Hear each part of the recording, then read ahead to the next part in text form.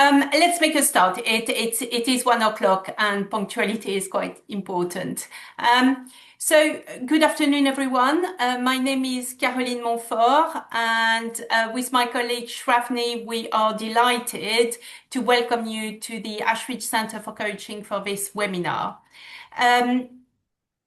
I would like to introduce Alan Rousso. Alan, who has kindly agreed to deliver this session around coaching with memory or desire.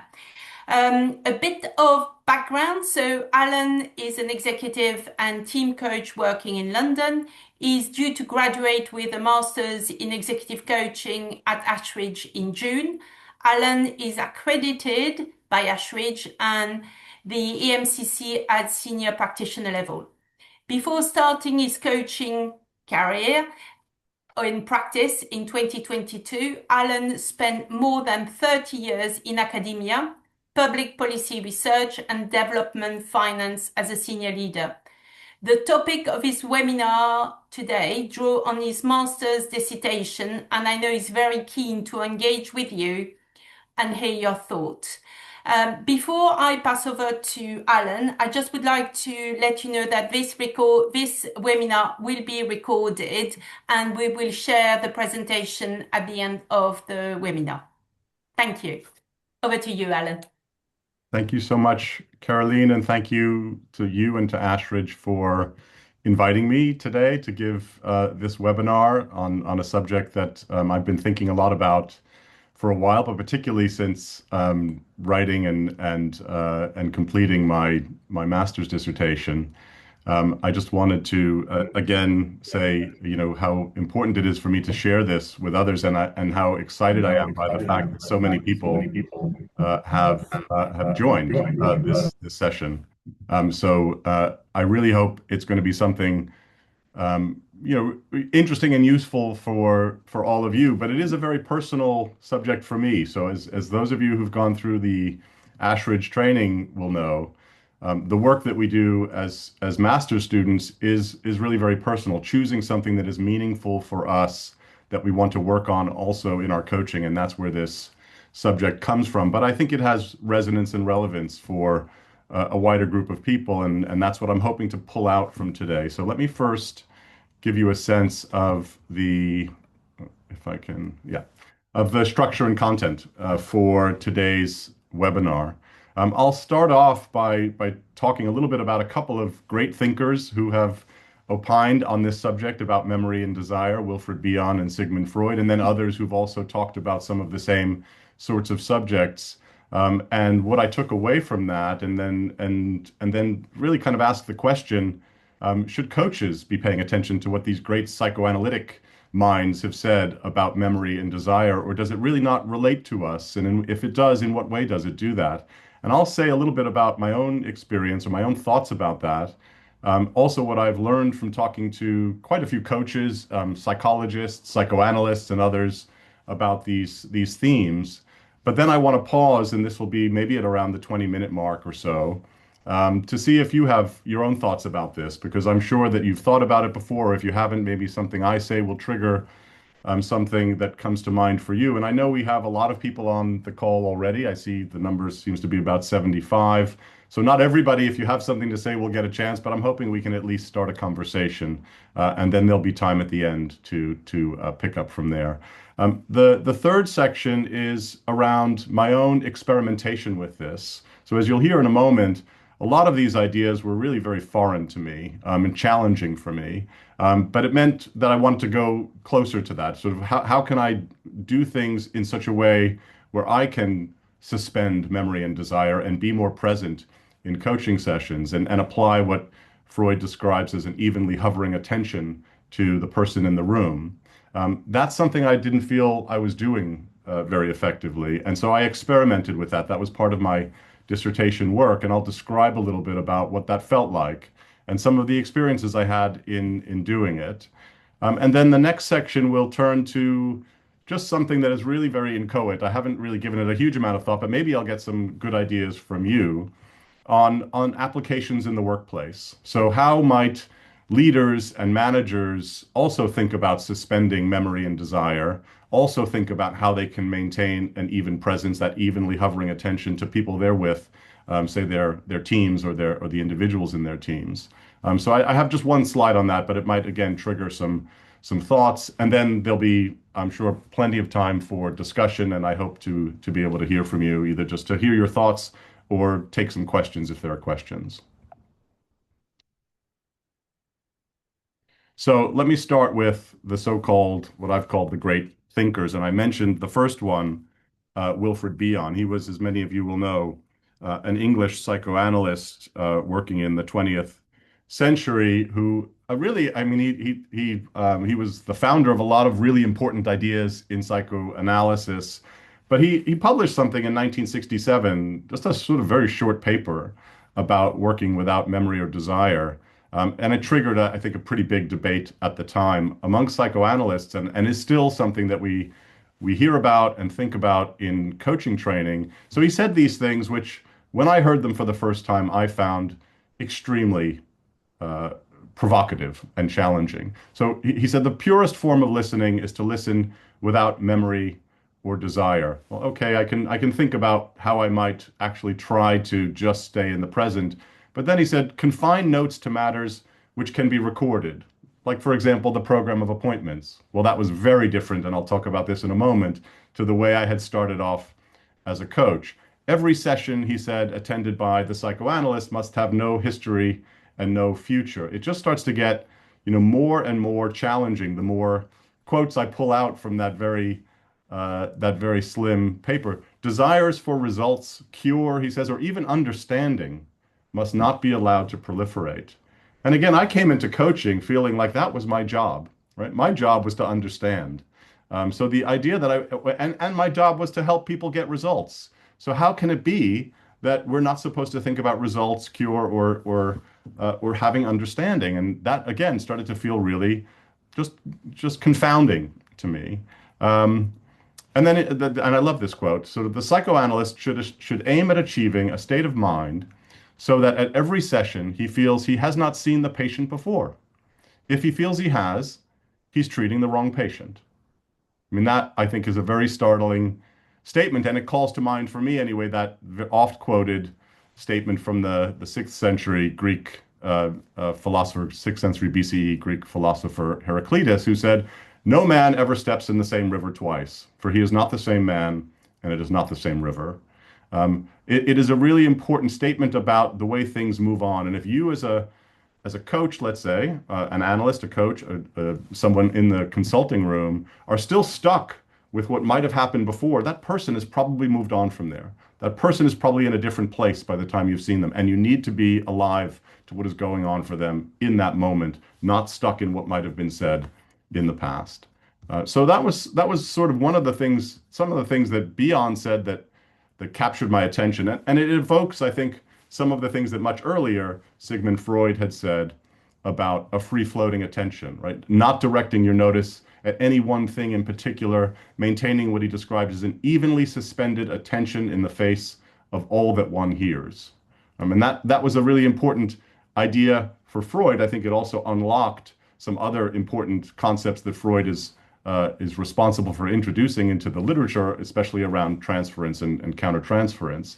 And he said that the psychoanalytic attention rejects all aids, even note-taking. So again, what Bion picked up many years later about working without memory and desire, and confining notes only to those things that can be jotted down, like the program of appointments. Freud had some of the same ideas, and it was all about maintaining that presence in the consulting room, being really able to pick up whatever was going on for the person you're with. And again, I had started working in a very different way. I'll come to that in a moment.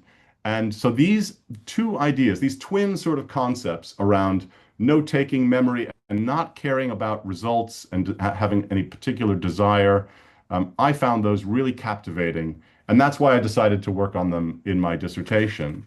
But the question around how you do this, how you maintain this presence, it sort of brought up for me something that I could really relate to, which is the idea of the analyst or the coach as being a container, right? Someone who is able to take in what is being offered up to you by a client in confidence, oftentimes some very difficult material. And what is a container? A container is essentially an empty vessel, right? And an empty vessel has no memory, it has no desire, it's not judgmental. And I could sort of relate to this idea of containment. I've used it a lot in some of my other thinking and other things that I've written. And this notion of Bion's, which builds on Melanie Klein, of the container contained, the analyst coach, let's say, as someone who can receive thoughts and feelings of a patient and offer them back in a form that the patient can tolerate. And I think there is a role there for coaches in being able to do that through the process of working together and making meaning together and being able to then sort of detoxify what might be brought into the relationship. So that idea of containment really builds on the idea of maintaining that presence, right? Just being an empty vessel. Now, from there, I started thinking, well, what is that going to feel like in practice, right? If you enter into a conversation with a client as a coach, and you're sort of going in with this idea that you are a container, and that you want to maintain that evenly hovering attention, going in without memory or desire. It puts all of the emphasis really very much on, the frame of mind that you go in with of being very still, right? And being able to just accept and receive whatever it is that is being brought to you, and being able to accept that there are going to be moments of confusion and uncertainty.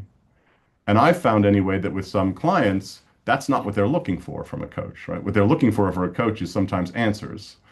So to be able to sit with something that feels, anxious and fearful and uncertain and confusing, that I found is a real challenge. And it is sort of bringing up this idea that I think was first articulated by the English poet John Keats of negative capability. It is that ability to sit with uncertainty and confusion, because it's from there that sometimes, as Ken Isold, a New York psychoanalyst, said, the emergence of new thoughts or perceptions might arrive. So it is important that you maintain that stillness, that you accept that there are going to be things that feel messy, and just to sit with them at times, rather than to try to fill that space with knowing, and let there be a degree of ignorance. It requires, I think, amongst practitioners anyway, a stance of what Simpson called reflective inaction, right?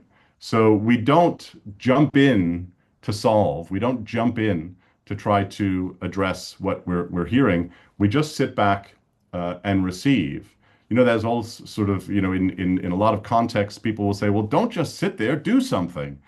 In this situation, the advice is don't just do something, sit there. Sit there and maintain stillness. Sit there and be able to just walk alongside the person you're talking to and accept what it is they're offering to you without trying to solve it for them, without trying to enter into a state of knowing. And I found that, again, a very challenging way to try to be in a coaching context. And what it requires, in a way, I found, is being able to train myself to listen differently. And these are what was described to me very early in my education as a coach at Ashridge. These were my learning edges, right? Being able to just sit, to stay in the here and now, and to listen was, as Vanderloo said, a skill that one has to cultivate. So how do you avoid that trap of wanting to fill with knowing the empty space left by ignorance? I think it is about how you expand and deepen your approach to listening, paying attention to all that one hears, and remaining open to things that may be unconscious, the unconscious expression that may come through other means. And I'll talk in a moment about body language and things like that. Vanderloo talked about it as listening with the third ear, right? And he said, if you're preoccupied with elements of memory, desire and understanding and making sense of things, you'll be much less able to perceive the elements that cannot be sensed.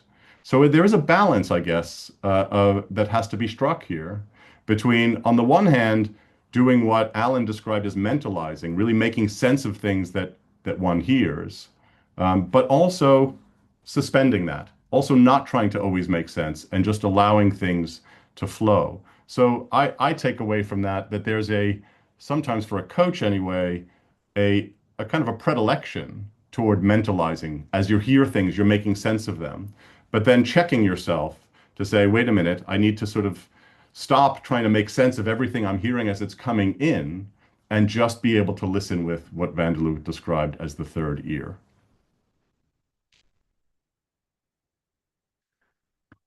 So this brings up in a way, kind of how does one train oneself, let's say, to listen in that expansive way? And I think it goes beyond what you hear, right? I think it goes into an area again that was not, let's say, second nature to me when I first started coaching, of a different way of taking in information, a different way of noticing. And it's this title of this slide is Relational Knowing and Embodied Knowledge. These four ideas around embodiment, attunement, resonance, and articulation, they come from the Boston Change Process Study Group, and Clemens has written a lot about them. It is really about listening with your whole self. Right? It is really about paying more attention to the coachee's body language, facial expression, what you might pick up from them that is not necessarily verbal, but also your own. Also, what are you feeling inside as you're listening? What is it bringing up for you? And allowing that to kind of process and happen. And attunement, really being very much sort of in receptive mode, emptying what they call the sort of the task-oriented mind and just trying to be right where your client is. Resonance is a way of being kind of in sync with your client. Sometimes it's about mirroring their body language, so that you can start to feel like you're in the same space. And then articulation, articulation is really about, can we start to actually bring that out into the open, right? So if you're feeling certain things going on between you and your client, does it feel safe enough to actually start talking about that? Which is what we as relational coaches tend to do. We make the relationship between ourselves and our clients part of the work. And I think articulation can be, you can overdo it, you can underdo it, but it has to be something that is on the table, a way of sort of saying, hey, what I'm noticing going on between us here is that, there's a feeling that I'm getting from you, and just kind of bringing that out into the room. So those are some of the ways in which, you might listen with your whole self. There's a distinction here, I guess, between what is called the reflective verbal domain, where we create narratives, assign labels, assign meaning to experience, and what is referred to as implicit relational knowing, which is unconscious and nonverbal embodied knowledge. Let me just give this final quote before I turn to what coaches say. So if we take the idea of self as instrument seriously, then we need to practice increasing our sensitivity to being impacted at the levels of sensation as well as cognition. If a coach's attention is predominantly located in the realm of thought, listening to content, reflecting logically about what they're hearing, and scanning their memory, again, memory, of strategies and exercises, they'll have less attention available for deeper listening and tracking of their own subtle responses. And I love that quote about using the self as instrument, partly because, again, it felt not like the way I was already doing it, right? It felt already like it was pushing me out of my comfort zone. So this brings me on to section 2, and in a moment I'm going to throw the floor open and hopefully get some of your thoughts about some of these things. Should coaches heed the advice? And at the very top of this webinar, I talked about particularly Bion and Freud, two psychoanalysts, and partly my reaction to reading the stuff from both of them was, well, maybe this just doesn't apply to us. Maybe it just doesn't have anything to do with coaching. Maybe it's more for psychoanalysts. But clearly the other things I've talked about today that flow out of that, containment and negative capability, and using the whole self, these are things that we very much talk about as coaches. So, is this really just for psychoanalysts? Is coaching a different kind of relationship to psychoanalysis, one of equal partners making meaning together? Clearly, and I'm sure many of you who are coaches on this call, you know that when you go into a coaching relationship, the coachee has certain goals in mind. And they want to know that at the end of however many sessions you've contracted to work on together, they're going to be closer to meeting those goals than they were when they started. So there's a desire kind of built in, there's a contracting built in, and it's very difficult to approach each session. Let's say you're doing 6 or 8 sessions in a typical coaching assignment without memory, without any sense of tracking. Hey, how are we doing on the goals that we set out together? It's very difficult to treat each session as a tabula rasa, but maybe that's exactly what we need to be doing more often. It's very difficult to suspend desire to achieve goals, but maybe in certain contexts, that's exactly what we ought to be doing. Certainly, I think the relevance of I've talked about so far about presence and slowing down and being in the unknown and just allowing things to kind of flow without constantly trying to drive it toward any of these ideas of goal seeking. That's very relevant. Picking up and sensing what you're feeling in the room. That I find is very relevant. And maybe there are going to be times in the context of a single coaching session or in a coaching relationship over a period of weeks or months where you're kind of in that messy middle and where being able to just sort of sit with things and not always feel like you need to move things along towards some set of goals will feel like it makes a lot of sense for the client, and when the client needs just a thinking session, right? And that's what you're offering them without trying to structure it or drive it in any particular direction.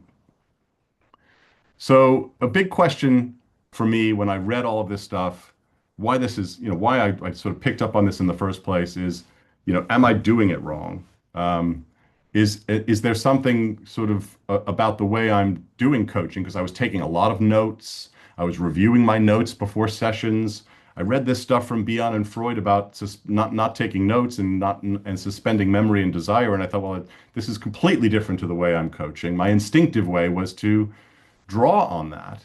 And partly that was because of my own issues with memory. I have a terrible memory. I really wouldn't remember anything the person had said to me before, which is probably a good thing from Beyond's point of view. But I felt very fearful of that. The idea that I would go into a session without memory, without knowing what had come before, I could be tripped up, I could miss something. So my own issues with having a poor memory, I think, made me want to remember. And then there was my own kind of history. I won't say too much about this, but of personally feeling unremembered. I'd gone through much of my life with a lot of incidents of people forgetting who I was, either not remembering my name or not remembering having met me or something we had done together. And that feeling of being unremembered is not a nice feeling. Sometimes it can make you angry, it can make you a bit sad. I guess at a certain level, I didn't want clients to feel that. I wanted them to feel like I was keeping them in mind. So the idea of sort of going into a session and if I remember anything about them, I'm working with the wrong patient, the wrong client, that was just anathema to me, right? I wanted them to feel like I heard them and I listened and I was able to make connections with them on the basis of what I remembered. So it was a very personal thing for me to choose this topic. That's where I want to sort of, if I can, for maybe 10 minutes or so, maybe we'll see how many people want to come in, but to get anybody's thoughts, and feel free to put them in the chat if you don't want to turn your camera on and say something, but have you thought about this topic? How do you approach this in your practice? What is your view on note taking? And are there certain contexts, either individuals or times in a coaching relationship where you find it easier to suspend memory and desire than at other times? So I do want to pause there. Also, I've been talking for a while, so I'm going to pause there and see if anyone wants to take the floor. And Shrani is monitoring things. And Shrani, if you see people's hands go up, please alert me since I don't maybe see it on my screen. Sure, Alan. So we just have one comment in the chat box from Helena. Uh, Says most of my clients are ADHD and so they do not tend to remember previous sessions unless prompted and can have a tendency to wander all over the place in their narrative or thinking. Sometimes this is fine and they are happy to just use the space for verbal processing with no outcome or direction. At other times, they become frustrated by losing their train of thought and not feeling they are getting anywhere from coaching. So, like most elements of coaching, I think it comes back to contracting and shared intentions for the way sessions are run. Any thoughts on that? Thank you, Helen. Maybe I'll give you my own thoughts on that. It's really good to hear that. But want to see if anybody else has anything they want to contribute at this point.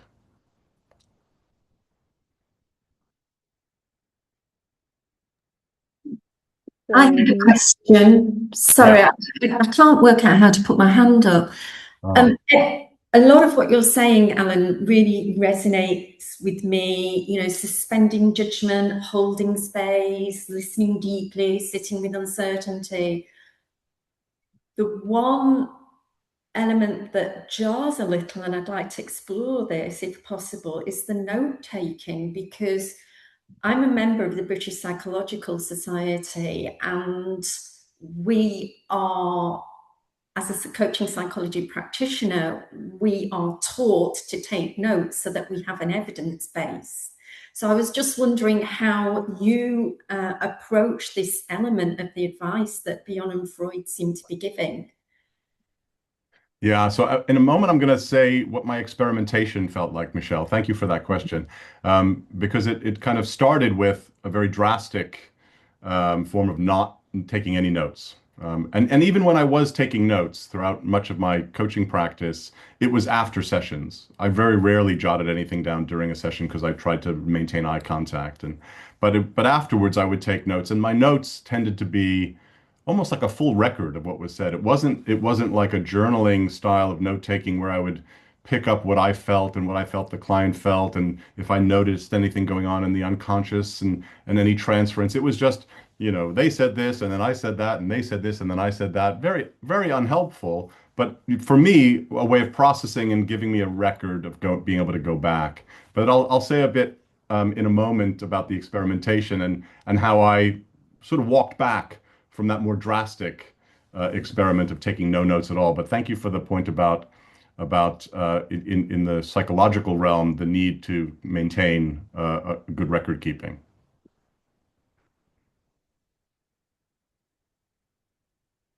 so Alan, we have many comments in the chat box. I'll Yeah. just go through the next one from Alexander. It says, I have to prepare myself for each session, tune in to speak, to function well and focus on here and now. Biggest challenge are personal distractions that keep me away from that. Then Joe says, I have just looked at the notes from the last coaching session I did. I wrote only 28 words, and two of those were the date of our next meeting. The longer I coach, the less notes I take. Shall I react to those, Shravani, or you want to keep reading? We have many. How would you like me to go I'll again? just I can quickly. keep I on mean, I reading. think it's great. It's great what Alexander has said there about tuning in, and I think again personally, my way of tuning in previously, and this has shifted since doing this piece of work, but my way of tuning in the past was reviewing my notes, and then I really felt ready for the session because I was up to speed, and it might not even be only the last session; it might have been the last three sessions because what it offered me is a kind of a set of tools that I would use in coaching. And I realize now that they're not necessary tools, but I use them quite often, which was the ability to make linkages. Oh, you're saying that today, but three sessions ago, I remember we were talking about such and such. And people would be amazed at how good my memory was, but it wasn't. I had just written down all of these notes. So that was my form of tuning in. And I think what Alexander is referring to, correct me if I'm wrong, Alexander, is putting all that aside and really just maybe you do some meditation, maybe you just sit, do some mindfulness to be able to kind of really be ready to receive whatever it is the other person is there to offer that day. And that's the kind of tuning in that I'm trying to move towards. So I think I see where you're coming from. And Joe, I think that's kind of where I want to go as well, right? I want to go toward that space where it's just a few things that I write down that might be not so much to remind me of what they said, but maybe to remind me more of what the feeling was in the room that might be relevant. Maybe it's something I want to bring to supervision. for example, and that the longer I go on, the fewer notes I need to take. But so thank you for that. Perfect. Thank you, Alan. Just a kind reminder, it's 1:30. So Yeah. you still want me to go through the few comments? Let's do a couple, maybe three more or something, or just read through as many as you can. And I might not respond, but it'd be good for everybody to see them if they're not looking at the chat. Perfect. So, note from Harbin, I absolutely make notes, but not while the coaching is taking place, but afterwards. And I do write a summary of the meeting for the coachee, not so much for my memory, but for theirs. Emotions mix up memory. I would like to help them remember what was touched upon. Next comment from Sian. I do understand the distraction of note taking during sessions, so I have found a way of using singular words that I can then go back to after to build notes of the session. One more from Sarah. I both love these ideas and don't think that we are or our coaches are ever without memory or desire. Is perhaps a both and position helpful where we suspend knowing but pay attention in a curious way to the desires and memories for both us and our coachee. It's a question, really. Yeah. Maybe we'll come to that in the Q&A. Maybe just a few more, and then I'll finish Sure. off my slides, and we'll be able to maybe come back to some of these things during the discussion. And I'm hoping that we'll have about 10 or 15 minutes at that point. Okay, perfect. Yeah, will do, Alan. Thank you. From Mark, thank you, Alan, for having memory problems myself. I can relate to your personal inquiry and the extensive note taking, but don't clients expect us to remember earlier sessions? Would they not feel we are not interested in them if we cannot relate to earlier discussions or stories? Next one from Andrew. I'm wondering about where this may collide with a client's need to be seen or remembered, or if you can trust what needs to emerge or emerges. Next from Deobra, I love the idea of this so that I can be fully present, although I find the notes help me identify themes and patterns, and I feel I might lose this if I have no notes. Mark Okay, says, Tony, I think mhm, we'll stop there okay, so that and maybe we'll come back to some of those or others that and thank you so much for putting those in the chat. And I know Shrani's going to do a transcript of this, and I'll be able to look at them after we're done. But I really thought it was important to hear from you because I have talked to a few coaches in the process of doing the work, and I heard a lot of some of the same things that you've described there, and in particular, the idea that people want to be seen, right? So how do you address the fact that people are paying you, right, most of the time, and they expect you to remember certain things about them. They expect for you to keep them in mind and to be able to make certain linkages. So how do clients react to this as a coach? And so I want to talk about that in a moment. But why did I want to do this bit of experimentation? It's because I did recognize that my approach to doing things, to taking notes, extensive notes, and reviewing them beforehand, and actually, because I didn't take them during the session, I would be thinking about, well, how am I going to remember all this stuff? Because like one of the other comments that we just heard, I have some clients who will be all over the place, right? Who will do like 15 minutes of stream of consciousness. And I really try very hard as a coach not to interrupt the flow and just take all that in as a container. But then I'm in my own head wondering like, how am I going to remember all this so that I can review it before our next session? And when I'm in my own head, I'm not in the space where I need to be, which is really having that form of deep listening, of expansive listening with not just my ears or my third ear, but my whole self. And so I realized there is something wrong. So there's something that maybe I need to address. I had no space for reflective inaction because I was so focused on remembering and helping to come up with solutions. So what I needed to do was I needed to do something very, very different. And what I did, and I was terrified by this, but it was necessary for my dissertation, is I just stopped taking notes. I went cold turkey. I stopped taking notes during or after sessions, stopped reviewing notes from previous sessions if I had already been working with that person before the experimentation started. And I didn't want to do it, but I felt I had to do it. And so let me give you a flavor for what that felt like for me doing that, because I think it picks up a bit Michelle's question earlier. Um, I stopped taking notes, um, and and when I did that, I let go of the need to remember. I knew I wasn't going to finish the session afterwards with a half an hour of recording everything I had just heard. And when I knew I wasn't going to have to do that, not only did it free up my time, which was nice, but it also freed up my mind. And I think it freed up more than just my mind. When I was no longer having to worry about remembering everything that was being said, I became more body aware. I think I became more attuned to what was going on between myself and the client. And I had one client I'll mention here, a client who had been struggling for many months trying to find a job. So he was unemployed. He'd been let go by his previous firm. He was not having any luck on the job market, and he was starting to feel, as he described it to me, a great deal of pressure because every person he met, whether it was family or friends or others, they would ask him about his job search. Have you found anything yet? And he would have to then give a response, and that felt really heavy for him. He described a weight of expectation that he felt in trying to find a job. And the more I listened to him, this happened to be one of my clients who liked to talk a lot, but the more I listened to him, I started to notice something, which is that I started to feel pressure in my ears, that pressure you might feel on an airplane or when you're swimming underwater.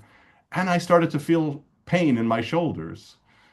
And I was like, wow, I'm starting to pick up what this person is experiencing. And it was a Zoom call, so we weren't in the same room. And yet my body was reacting to what I was hearing. It was really every stage of that, embodiment and attunement and resonance. And then I brought it up with him and I said to him what I was feeling. And I feel like it did give us a closer connection. So it was an almost immediate change in what was going on between myself and my client.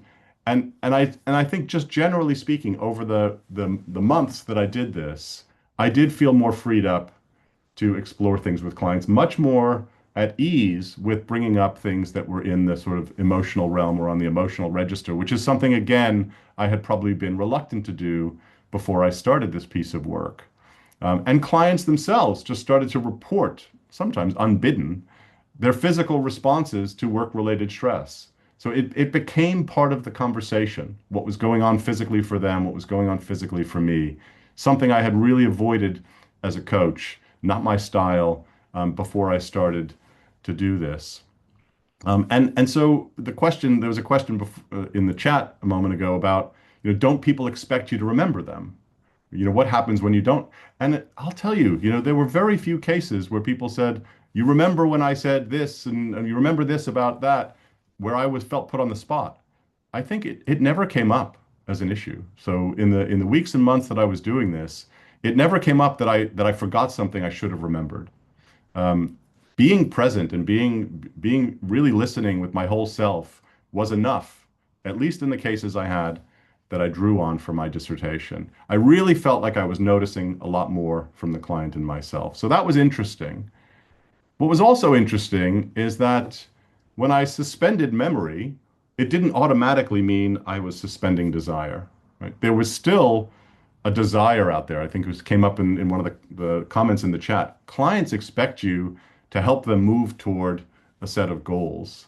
And it was very hard for me to suspend that desire on my part to help them on the way. So it didn't just automatically drop off. If anything, it may have even increased because once I took away that crutch, those tools of memory, I felt very, alone. I sort of had a metaphor that came to mind, which I'm reluctant to use, but sort of I was in the cage with a lion without my whip and my chair. And I implore you not to bring that up in the discussion and unpack that metaphor because I know it's a bad one. But I was in there kind of alone, naked, sort of having to figure out, how to work without that tool of memory that I had been relying on. And I think it pushed me more toward desire. It pushed me more toward that way of kind of directive coaching and mentoring and trying to offer answers rather than pose good questions. So it took me a while to recenter.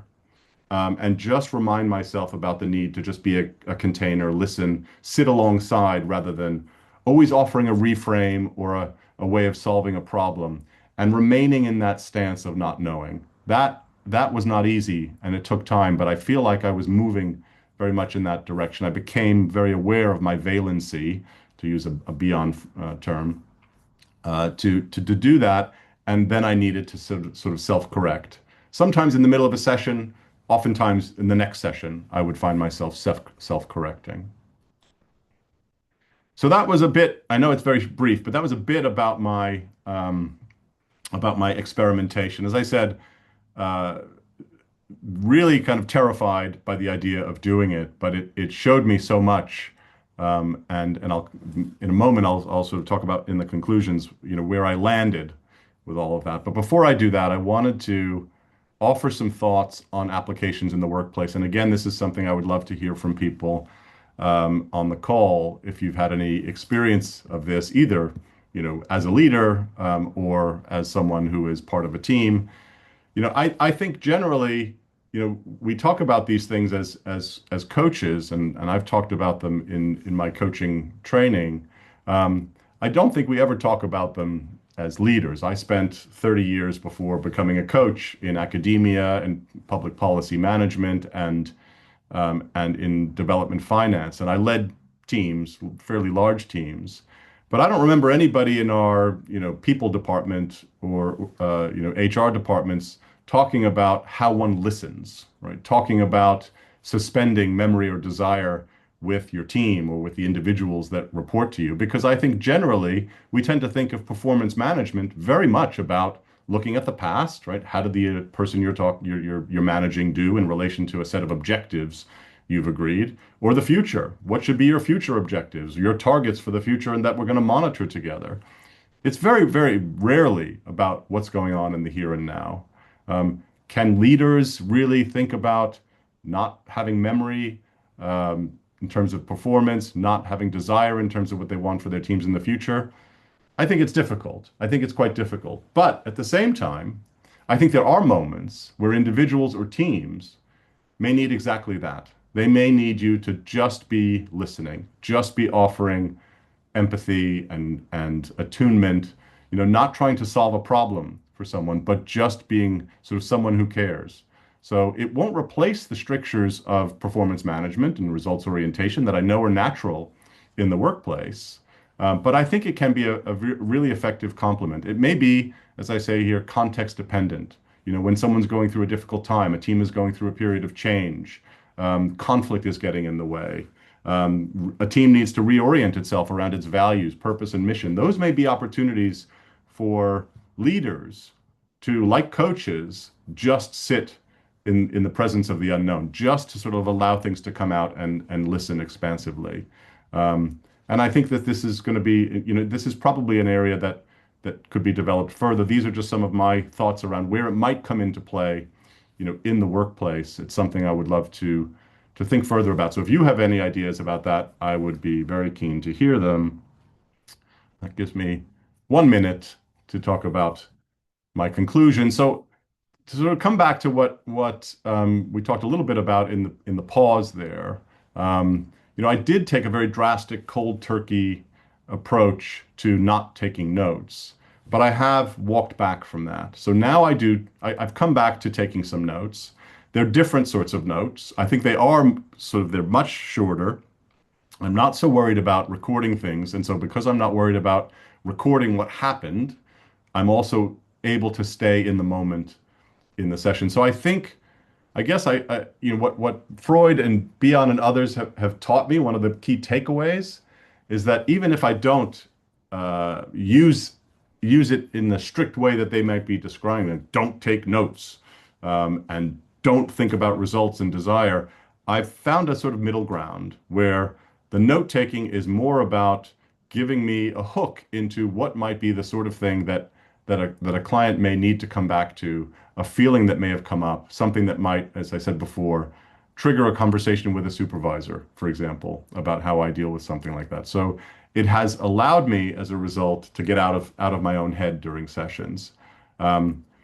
I think it really all comes down to how one listens, and I think this work has really disciplined me a lot more about listening and listening with my whole self, and really trying to be comfortable, not always trying to think about and mentalize and think about how do I make sense of this? How do I feed it back to them in a way that they can sort of see an interpretation or reframe, but rather just to listen and accept what's being offered as a container.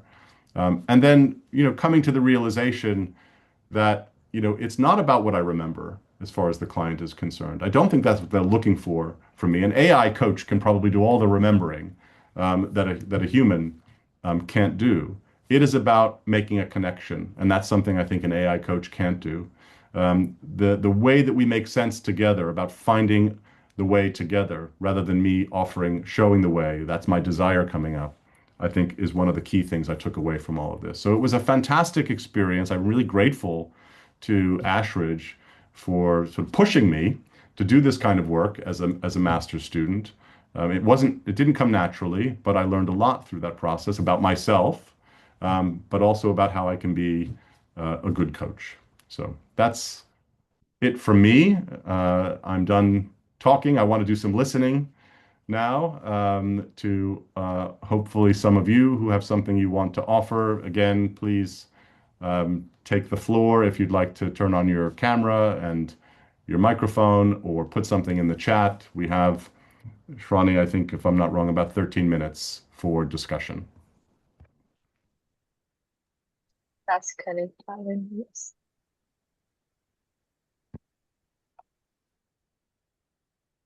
Hi, Alan and Shani. This is Nick. I'm sorry, I can't see how to raise my hand virtually, so I'm raising it physically or noisily. Can you hear me? And is it okay to Yeah. ask a Yep. question? Yes, please go ahead, Nick. Okay. So, Alan, a really eye-opening presentation. Thank you.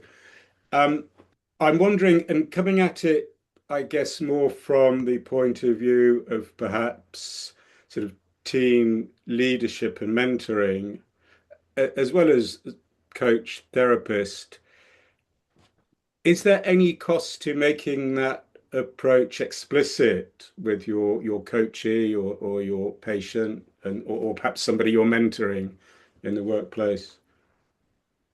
So when you talk about, so as a coach working with someone in the workplace. Yeah, or a team leader. So perhaps you're having sort of one-on-one coaching or mentorship, and you want to use this approach. Would it kind of lessen discomfort, if you're doing this for the first time, to make what you're doing explicit with your coach or coachee or patient? And is there a cost to that? Does it lessen its effectiveness? I don't know. That wasn't part of my experimentation, Nick, and I think it's an interesting question. I mean, I think, as I said, sort of in that slide that had the four boxes, sort of articulation, the articulation piece was much more around, what do you pick up that's going on between the two of you, right? And that's where certain things might be made explicit that in a different style of coaching, you might never do. You might always focus in a different style of coaching on what's going on out there, right? Our job together in here is to help you understand what's going on out there. Whereas in relational coaching, you really sort of bring what's going on in here, which might be a reflection of what's going on out there, into the discussion. You make that more explicit. If you were to make more explicit the fact that now I'm not taking notes here. I'm just going to try to listen. I'm just going to show empathy. I'm just going to try to be an empty vessel and a container. I don't know if how that would feel for the other person. It might start to feel a little bit, sort of, they should feel it without you having to say it, right? They should feel you being a good listener, and being able to relate to them, without you having to say, and now I'm going to be a good listener and I'm going to relate to you. Yeah. Okay. Thank I you. hope I didn't misunderstand your question, Nick. No, that was exactly the question. And I guess, yes, that hadn't occurred to me that it might be sort of intimidating if you actually did make that approach explicit. Yeah, thank you. Yeah.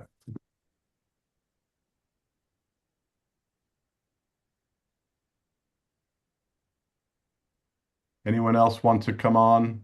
I think there are some other things in the chat we can turn to, but is there anybody else who had any thoughts about this?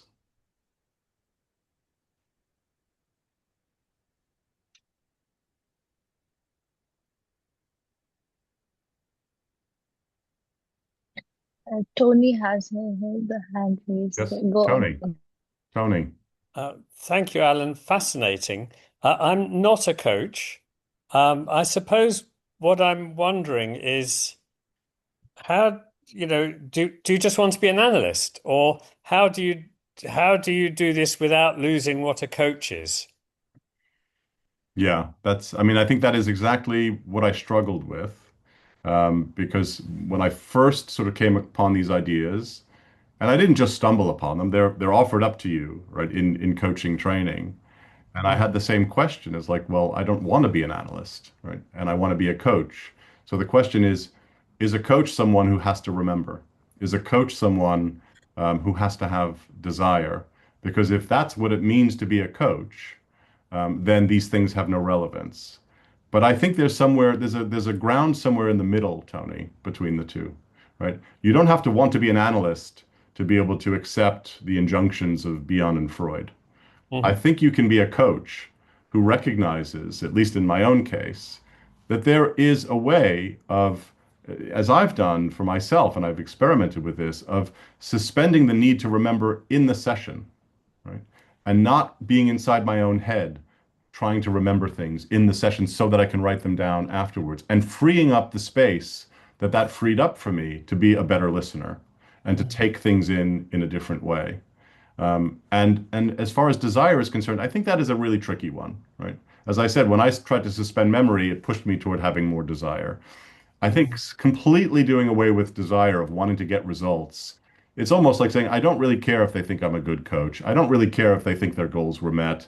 The thing is, if you want to be a jobbing coach, you got to get results. So it's very difficult to suspend that desire. But I think again, there are moments where in the relationship or in a session where you can just let things flow, where you stop trying to move things along to solving a problem, and you just sort of sit with whatever it is you're hearing, and then the results part can come later in the session or later in the relationship. Does that make sense? Very helpful. Thank you. Yeah. Thanks, Tony. I see Bethany has her hand up. Hi. Okay. So is there room for one more question? Yeah, no, there's room, but I see a hand up. I see Bethany has a hand up, and maybe Lola. Oh, I apologize. So maybe Bethany and then Lola and then Harmon. Yes. Okay, thanks, Alan.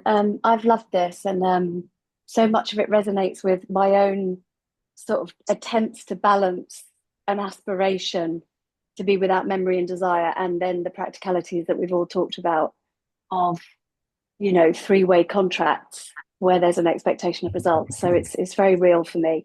I just thought I'd mention one experiment that I did, which was like you, Alan, to experiment with taking no notes, because I realized that the note thing is an anxiety management technique of mine. And interestingly, what I found is that when I did take no notes and then subsequently took notes afterwards, I almost verbatim could remember every single word of the session. So, perversely, my memory was that much better for having been present. So, it was a lesson to me about the way that my own memory works and the importance of attention in the moment. Wow, I can really sort of that resonates a lot for me, Bethany. I had sort of some of the same reactions. I managed to remember more when I focused less on the need to remember and the need to write things down. So thank you for that. Yeah, Lola. Yes. Yes. Thank you very much, Alan. And thank you so much, Bethany. It rejoins what I was thinking. I was trained as a psychodynamic coach. And I think one of the distinctions we make is when we take notes, we are using a tool. And here, what you were speaking about, Alan, is really how the coach becomes an instrument in the session.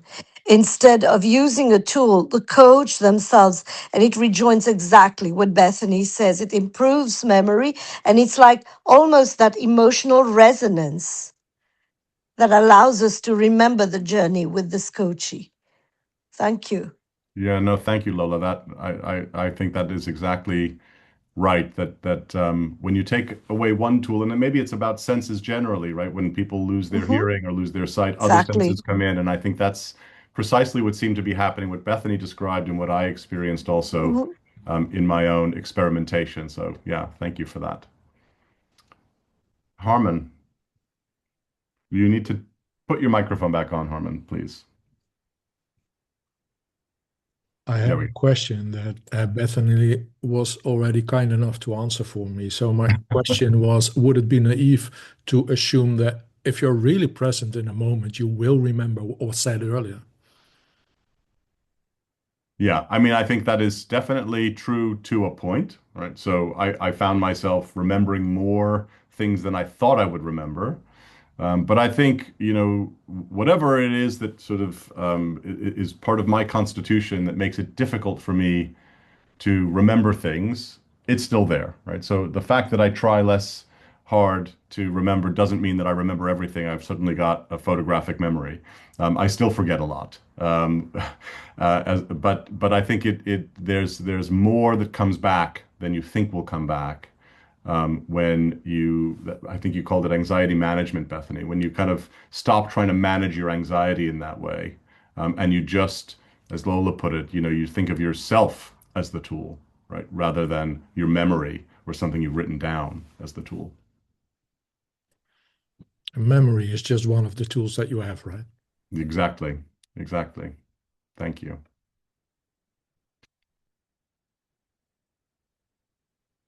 As you can see, I put this slide up with my contact details. So if you have any further thoughts that you want to share, please do so. But I think we're just about out of time. Shravani, is there anything you wanted to bring up from the chat? Yeah, sure, Alan. So there were like three comments for me to Okay. just go through them. Um, so one from Mark. This was during the session. He says, Ashish taught me that taking the notes freed my client to think. I have seen other coaches with a solution focus encourage the client to take notes as is. It forces them to clarify their thinking and to, also that's the first point, sorry. Second point is it commits them to action. As a previous contributor said, I am inclined to see this as something to contract around. Claire says, interesting to consider this in light of the use of AI note takers and transcripts.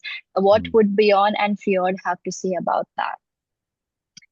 One comment from Tony, I see immense value in this message as proposed. Your message is the implicit made explicit, at least for the already deeply interpersonally empathetic. Also, there is clear value in enabling honesty through catharsis or release, remaining still and allowing organic flow. However, I do feel that it is a part of or skill in coaching more than the main competency. The note taking, which is articulating for reference possible record keeping, for example, is something I strongly rely on. But yes, I fully recognize the value of this memory or desire less approach discussed. Yeah. And then Patricia says, not having memory and desire is paradoxically another desire, is it not? That's very true. That's very true. And I did rely on both memory and desire in preparing the slides and delivering them today, so I was not able to suspend those for this presentation. Okay, well, I think maybe do we need to leave it there, Shravani, because I think we're just about out of Yeah. time. It's just left for me to again sort of thank everyone for joining today. I hope you found it useful. And just in reacting a little bit to those final comments, of course, there are a lot of different ways to be a coach. And I think one of the nice things about the way, Ashridge trains coaches is it doesn't really sort of tell you this is how it has to be done. Right? They never said you must suspend memory and desire, you must listen with your whole self. They gave you a lot of opportunities to just figure out what makes sense for you. Right? One of the key things that I took away from my coaching training is that the person you are is the coach that you are. And that's why this piece of work was really about what is this topic? Why is it so interesting for me? And to explore more about myself and how those elements of myself show up in my coaching, that's what made it resonate for me. But for someone else who's made up of different stuff, you might certain things might sing for you and other things won't. And you're going to be the kind of coach that makes sense for you. And there are a lot of different ways that one can do it. And I've found a way so far that seems to make sense for me and hopefully delivers something valuable for the clients I work with. So again, thank you all very much for joining today, and get in touch. Thank you so much, if you feel Alan, qualified. for such a thought-provoking and insightful session. And thank you so much, everyone, for joining us today. It was really great having you all and the energy you brought to this session. So have the rest of your day. Enjoy the rest of your day or a lovely evening. That depends where you are joining us today from. And we'll be in touch. Thank you, everyone. Thank you, Alan. Thank you. Bye.